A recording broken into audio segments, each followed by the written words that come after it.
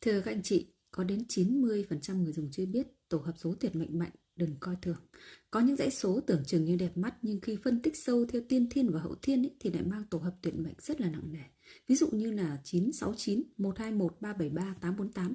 Đây là những tổ hợp số năng lượng tiêu cực dẫn đến các trạng thái như khó làm ăn, tiền, tài, tụ rồi tan, tình cảm trục trặc hay xa cách. Sức khỏe thì dễ suy giảm, tinh thần bất an, gia đạo lận đận, công việc thì thường xuyên đổi thay. Đừng nghĩ đây là con số, vì nó đang dùng là tần số rung động chúng ta tiếp xúc mỗi ngày. Tổ số tuyệt mệnh thì âm thầm dẫn ta vùng trũng của nghiệp lực.